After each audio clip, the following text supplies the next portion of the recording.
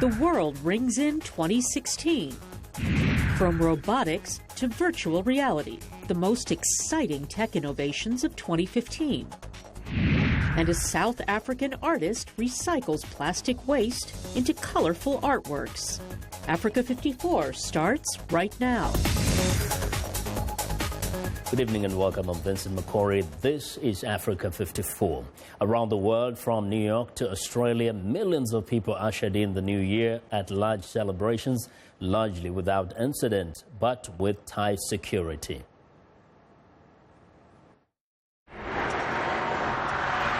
As the famed crystal ball came down in New York, thousands welcomed New Year in Times Square. Australia's celebrations lit up Sydney Harbour. And in Japan, balloons were released into the night as the new year began. In Belgium, the celebrations never got underway after authorities in Brussels cancelled New Year's Eve fireworks displays amid fears of terrorism. I think it's backing down to the threat of terrorism. I think we should stand up and just make everything happen. Others believe shutting down the festivities was the best decision given the atmosphere of global terror threats and last month's deadly attacks in Paris. I think it's a good and wise decision.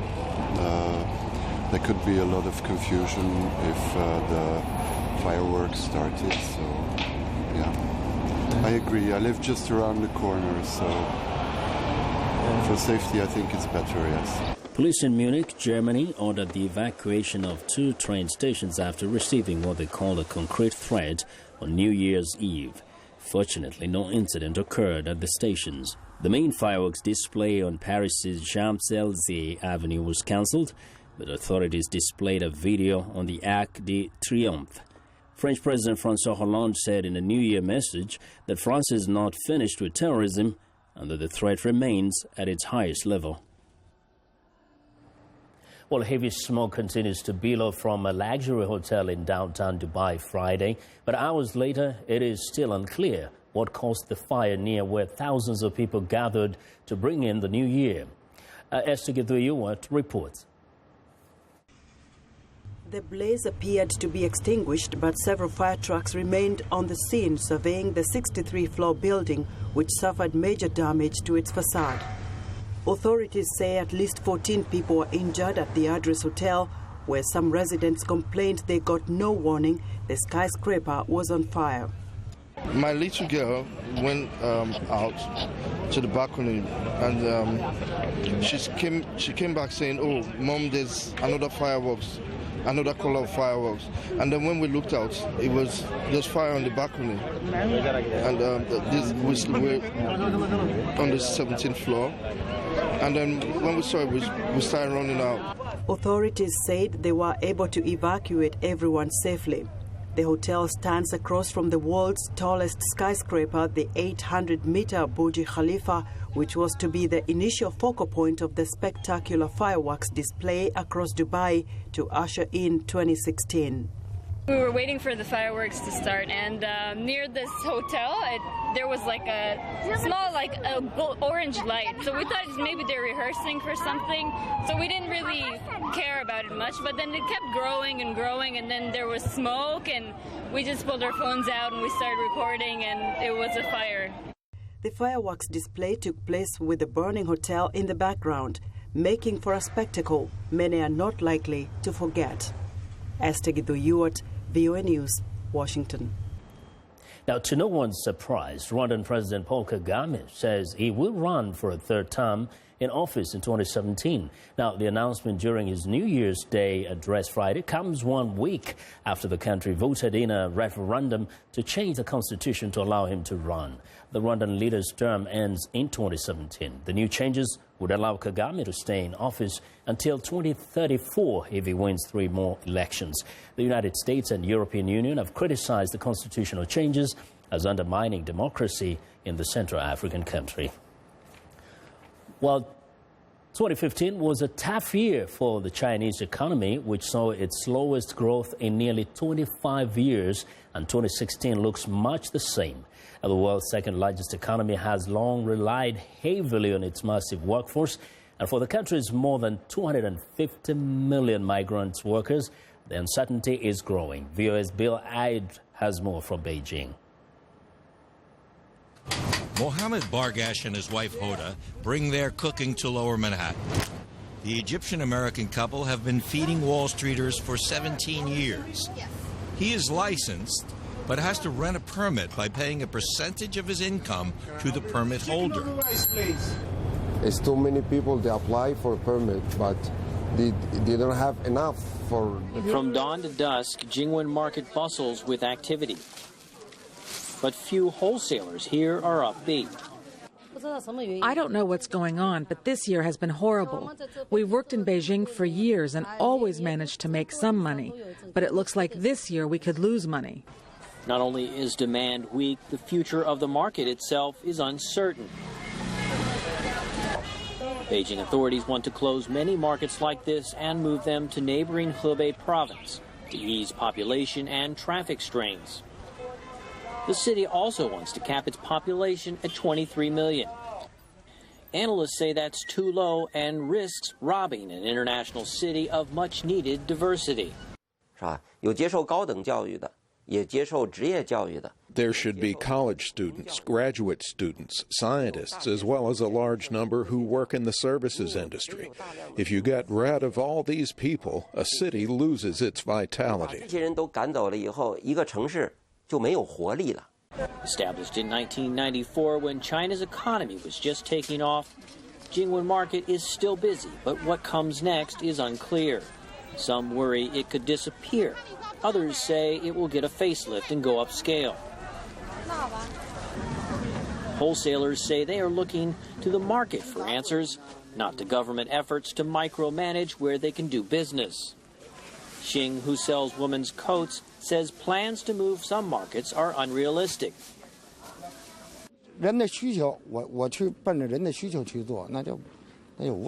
My focus is on what people want. There's always a way to make money. Right now we're selling low-end goods, and I can do that. If you want to do more high-end goods, I can do that as well. Another wholesaler, surnamed Su, has been working at Jingwen Market for 9 years, but says he may move back to his hometown. You can really do business anywhere. You can open a store online and do business online. There are many paths to take. China's economy blossomed by allowing people more freedom to choose their own path. As Beijing makes plans for the 21st century, analysts say officials should focus less on rigid population targets and instead mimic these wholesalers who adapt to an ever-changing market. Bill Ide, VOA News, Beijing. Now, there are some 20,000 street vendors in New York City, and 90% of them are immigrants. Black market operations are the norm because there are too few permits to satisfy the marketplace. Those who support or oppose street vending agree on one thing: the system is broken. VOA's Bernard Schatzman reports. Mohammed Bargash and his wife Hoda bring their cooking to Lower Manhattan. The Egyptian-American couple have been feeding Wall Streeters for 17 years. He is licensed, but has to rent a permit by paying a percentage of his income to the permit holder. It's too many people, they apply for a permit, but they don't have enough for the same people they have their license. If they have like 10,000 people have license, they don't have 10,000 permits. There's been no change in the number of street vending permits in 34 years. However, the immigrant population has changed, and many risk fines or spend thousands of dollars in the underground black market renting and selling permits. City Hall is hearing about it. There's about a 15-year waiting list to get one properly from the city. So as a result, there's a black market, exactly, where you can end up paying $20,000 or $25,000 for that 2-year permit, which the city grants for only $200. Traditional businesses are not enamored by the street vendors, feeling some loss of revenue to cheap, fake merchandise and food they consider less than restaurant quality. Dan Pisark is with the 34th Street Partnership.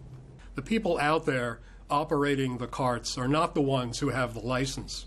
They're hired hands. The people who have the licenses, who knows where they live? I don't know. If you ask any of these protesters, they'll tell you there's an anti-immigration attitude towards street vendors. But one councilman supporting the vendors says New Yorkers are all immigrants. There's not one New Yorker who is not an immigrant. Even if it's someone whose great-grandfather was a Jewish, Irish, Italian, or Afro-American who moved from the South, a new group of immigrants who came from Latin America, from the former Soviet Union, or from Africa, we are all immigrants in this city. With it all, there's no shortage of people looking for work. And their first job is usually learning how to sell food or goods on the streets of New York. Bernard Schussman, VOA News, New York. Well, we want to know what you think about issues that touch your everyday life. So each week we ask a question and we look forward to your answers. This week our question is, which event in 2015 was the most significant for you? Well, from Facebook, Siabulela Nombali in Umtata, South Africa, wrote, migrants crisis. Of course, very true, the migrant crisis will remain a major challenge in 2016. Well, for Kimzedi Bang in Lusaka, Zambia, the most significant event in 2015 was the Conference on Child Marriage in Africa held in Zambia. Indeed, it was the first African Girls Summit on ending child marriage in Africa.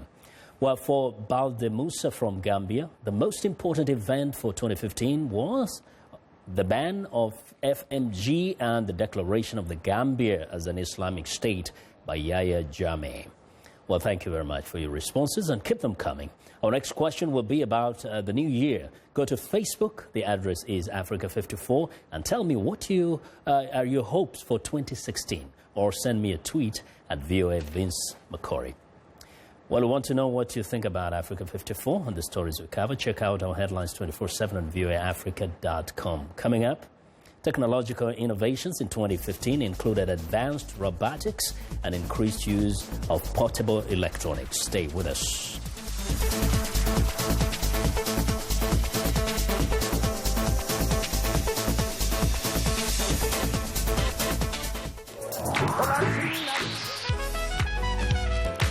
I wanted to present music and a side of American culture that is most important to me, that is a part of who I am. They're going to get some incredible performances. That's one of the things I love, bringing these artists in so you can get to see them do what they do. It's soul music, and that's what music is. It's that which comes from the soul.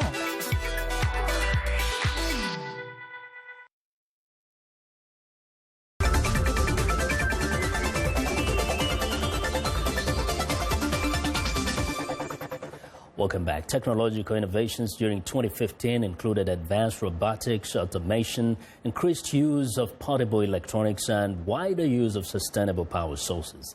VOA's George Putic recaps the year in technology. This year's advances in computer hardware and software, mechanical devices, sensors, and artificial intelligence brought the world another step closer to the robotic future. Electric cars were a big hit. Most large manufacturers demonstrated higher mileage models, while others are pushing towards hydrogen-powered cars. We want to create a society that produces, uses, and connects with hydrogen power. Self-driving vehicles were also getting closer to everyday use. Even an autonomous truck built by Mercedes demonstrated its ability to safely navigate on a busy highway. I can take my hands off the wheel, and as you can see, the steering is smooth, and the vehicle remains on track. 3D printing technology has emerged as a cheaper way of manufacturing almost anything, from pastries to cars. The 3D printed chassis is only 102 pounds and has the same strength and safety protection as a frame that would have been made out of steel. Other researchers say 3D printed houses may soon start helping solve the global housing shortage.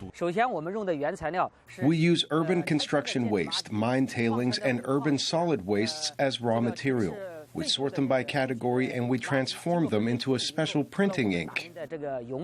Robots also gained new ground, from human-like receptionists and robotic barmen to exoskeletons that help paralyzed people walk again. We have learned from our research process that patients whose injury is below the fourth chest joint are able to use our robot to stand, walk, and sit down.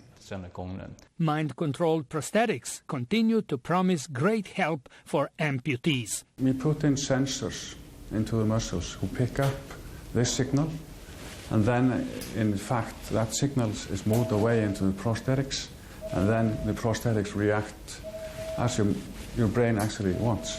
2015 was also the year of the drones. Pilotless floating and flying vehicles have started exploring marine hydrology and biology, fighting game poachers in Africa, helping farmers survey and analyze their crops, and even inspecting large aircraft for possible damage. Meanwhile, software developers are finding more and more practical uses for smartphones. Instead of doing a blood draw, getting that sample sent to a lab, you can actually do it on the spot with just a finger prick of blood, and you get the result in 15 minutes with very similar quality as doing the test in a lab. Virtual reality also made big splash in the gaming industry and beyond, with sophisticated headsets that transport us to different worlds. Virtual reality is definitely the most exciting technology in the industry right now, and I think there'll definitely be a big focus on it at the show. Not least because there's a few different players in there. Also worth noting, in 2015, Microsoft introduced the newest version of the most popular operating system, Windows 10, for the first time making it available for download free of charge. George Putic, VOA News, Washington.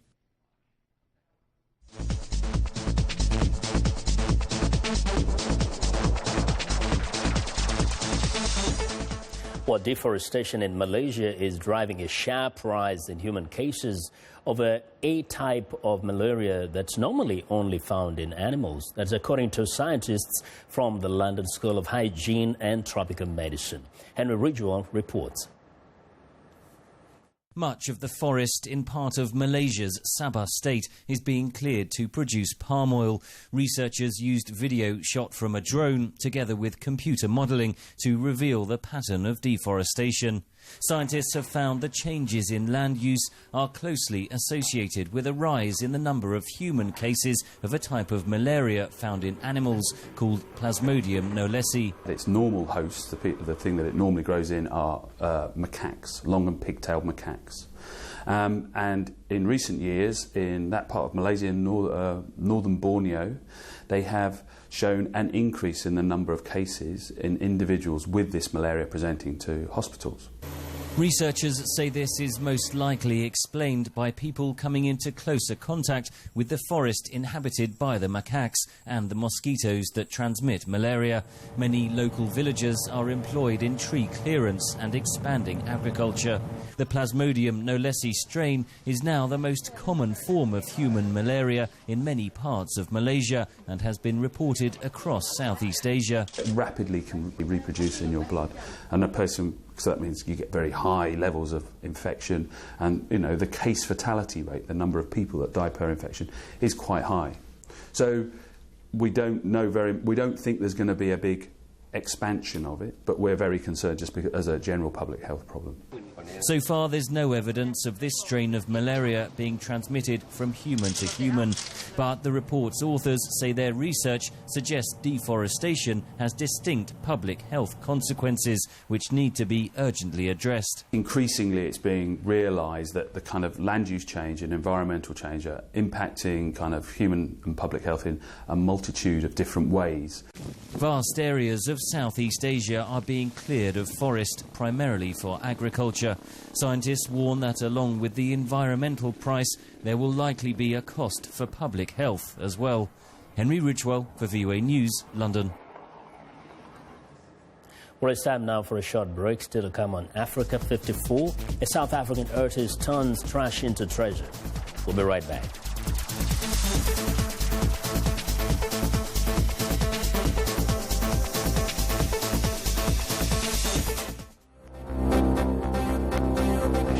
What is happening is people's choice.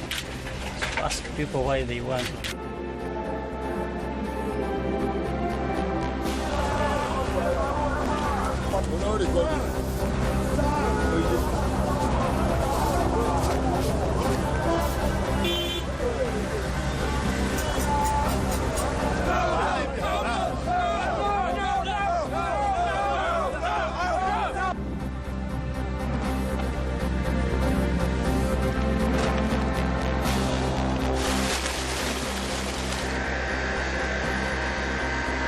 into enza ukuthi ngenze lo msebenzi lo walaba.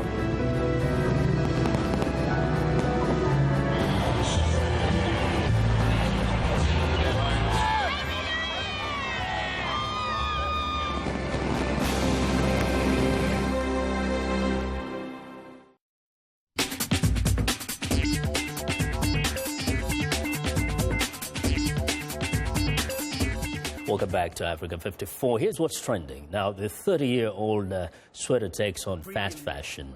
Designer Tom Creedland wants to break the cycle of poor quality garments. He's developed the long-lasting sweater with a family-run factory in Portugal. Among the brand's fans, Leonardo DiCaprio, Rod Stewart and Daniel Craig. But with fashion trends constantly on the move, it's up against stiff competition. An estimated 400% more clothing is made now than 20 years ago, with 97% outsourced to poorer nations, often with lax safety conditions. And from fashion to art, recycling is all the rage. The tools of this Johannesburg artist trade are second-hand plastic and a heat gun. Mbongeni Buthelezi recycles plastic waste into art, tearing off strips of color and melting them into a homemade plastic canvas. Back at his studio, Buthelezi sorts through his plastic cachet to select the right colors for his palette. He then starts melting the strips of plastic onto his recycled canvas to create the image. Buthelezi's work has been exhibited in the United States, Canada, and Europe, and that is what is trending today.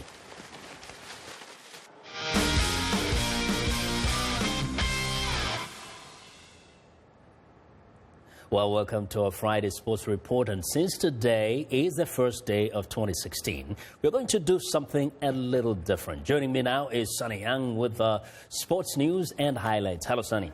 Hello, Vincent, and Happy New Year to all of our Africa 54 viewers. Great, Sunny. Now, this is cool. First, this desk looks good.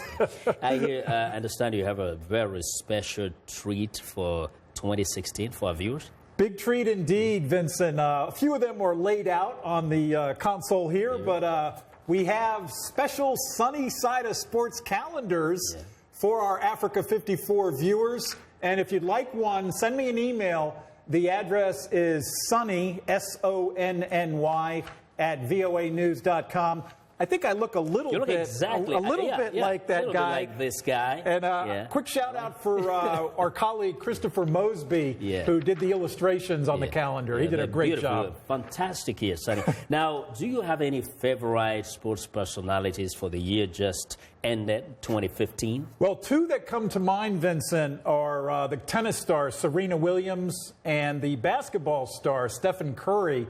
Serena had a great year. She won 3 of the 4 Grand Slam tournaments in 2015, and I'm hoping that both she and the other guy, Stephen Curry of the Golden State Warriors, I sort of have my fingers crossed that we'll see them at the Olympics this year in Rio de Janeiro. Yeah, indeed, 2016. It's this year, really. Now, how about the influence that you think that parents of Serena? I was seeing some promo from some time back with his father training them. What kind of influence did they have, and also Stephen Curry? That's interesting parallel between Serena Williams and Stephen Curry. I think the parents of both athletes had a tremendous influence. If we look at Serena Williams' career, she and her older sister, Venus, basically grew up in rather poor conditions near Oakland, California, in Northern California. Their father, Richard, would take them out to the public tennis courts to help hone their game. And I think he needs to be given a lot of credit for the success that his daughters have achieved in their professional careers. Venus, also a great tennis player. Not on the level of Serena. She's had some injuries in recent years. But switching to Stephen Curry, the basketball player, his father, Del Curry, also played in the NBA, also was a tremendous shooter, maybe not as good as his son. His son is fast. But Del Curry was also a very, very good shooter. And even today, although his father's a little bit older now, they like to play horse, which is a shooting game. you try to take a shot and get a letter on your opponent. Great. Sonny, what an amazing time we've had together today. Looking back at 2015. Well, remember to join Sonny Yang on Africa 54 every Monday and Friday for the latest sports news and notes.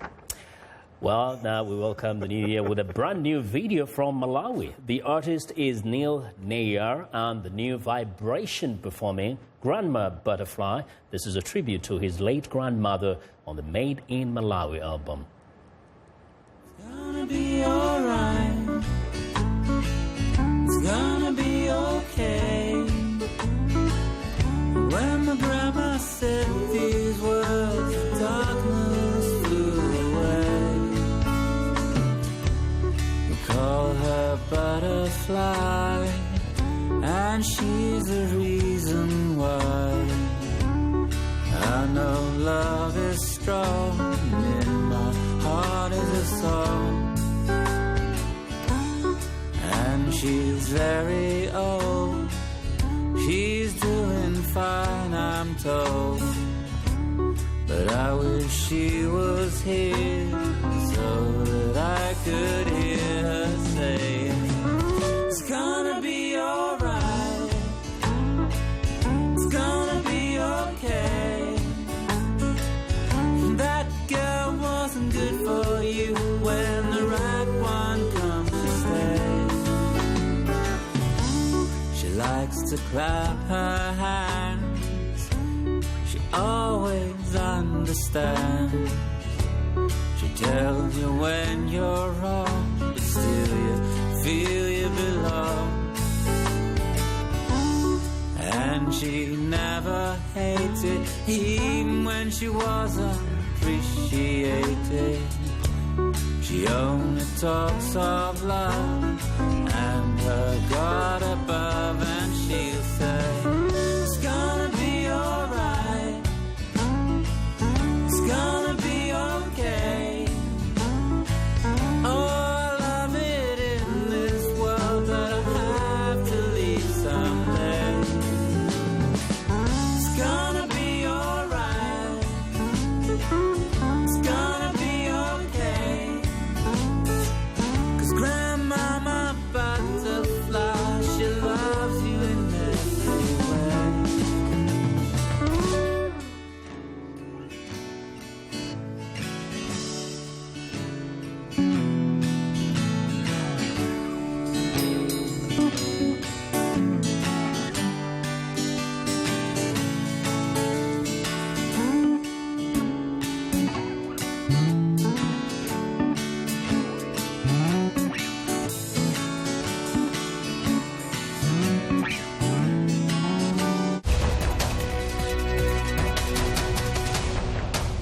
Welcome to the Voice of America's Newswords.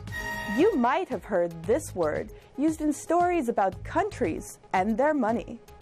It often is used to talk about financial matters. In a bid to stabilize Ukraine's economy, IMF Mission Chief Nikolai Georgiev says the world's lending body has agreed to provide up to $18 billion in emergency aid, not counting the additional loan guarantees. Stabilize means to make something stop from changing. Many times, it means trying to keep something from becoming worse or to fix it. The word stabilize is also used in medicine. When patients are very sick, doctors will work to stabilize them, to prevent them from getting worse.